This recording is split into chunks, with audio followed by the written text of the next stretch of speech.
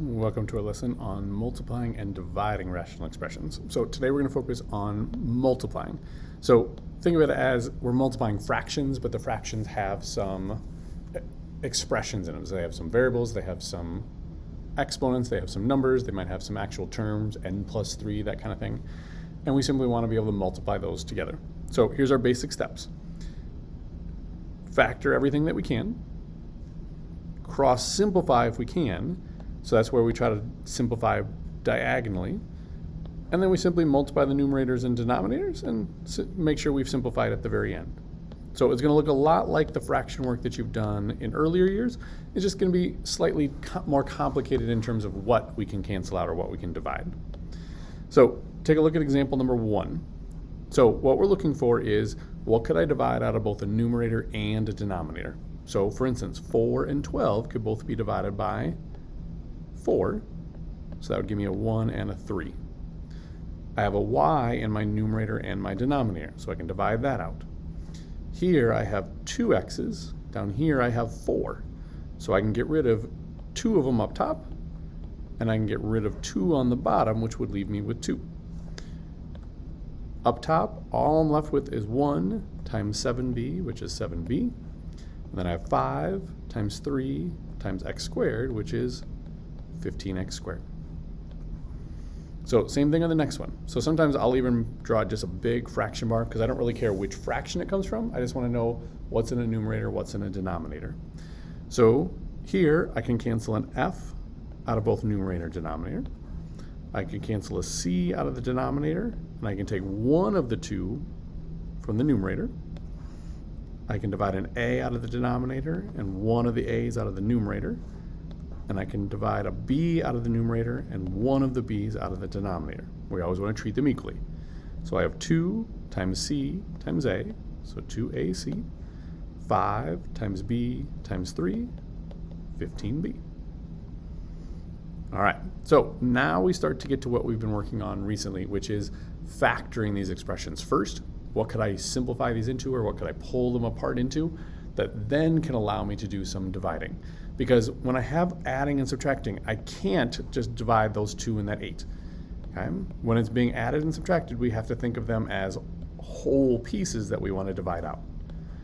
So when we can't find any whole pieces to divide out, now we look at pulling those pieces apart and see if we can factor them.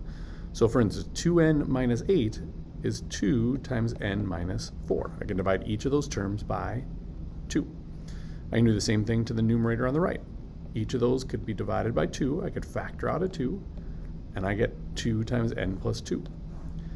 Now I look for common factors. Well, I have an n minus 1 and an n minus 1. I have an n plus 2 and an n plus 2.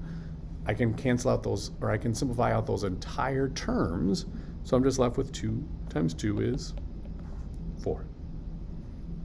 All right, so the next 3 problems. These are going to require more factoring, and then we're going to look at what's left over when we're done.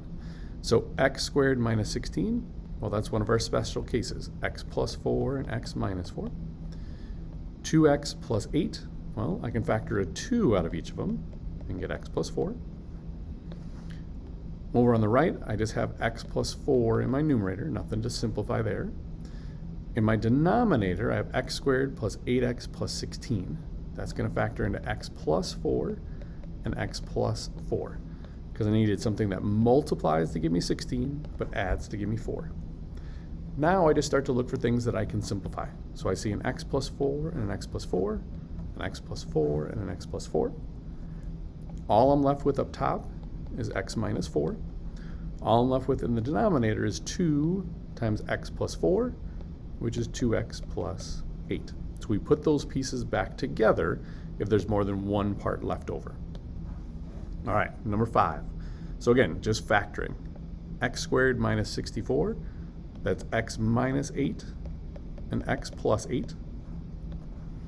2x plus 16, well, I can factor out a 2 and I'm left with x plus 8. Over here, I just have x plus 8.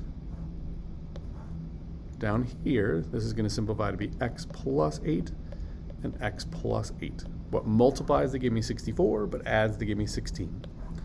Now I start looking for things to simplify. So I can get rid of an x plus 8 and x plus 8. Another one here and here.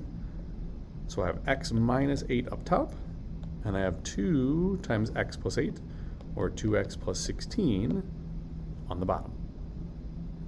All right, last one, number 6. So this one's a little bit bigger, and you're going to notice that our answer is a little bit more complicated, but it follows all the same steps. So up top, I'm going to give a plus 4 and a plus 3, because they have to multiply to give me 12 and add to give me 7.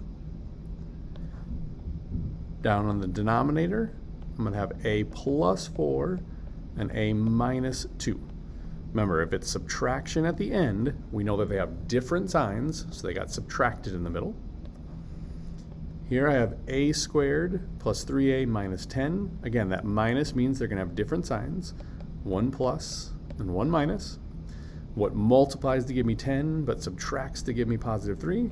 Well, that would be a plus 5 and a minus 2. And then the denominator, a squared plus 2a minus 8. Again, it's a subtraction. In the last term, so it's going to be opposite signs. What multiplies to give me 8, but subtracts to give me 2? Oh, plus 4 and minus 2. Now I start looking for things that I can simplify out. So I can get rid of an a plus 4 and an a plus 4, an a minus 2 and an a minus 2. I could have used either of these a minus 2's to simplify. That part doesn't matter. But now I have 2 binomials left. Those get multiplied back together. So I get a squared plus 3a plus 5a plus 15, which is really just a squared plus 8a plus 15. If your brain has just started to put those two together and go right to the 8a, that's perfectly fine. All right? Write it out if you need to, but if you're able to do that math in your head, that's okay too. And then here I have a minus 2 times a plus 4. That's going to give me a squared. I'm going to have a minus 2a and a plus 4a. So that's going to be plus 2. And then negative 2 times 4 is negative 8. So believe it or not, this is my final answer. I've divided out all my common factors, but I'm still left with those 2 trinomials.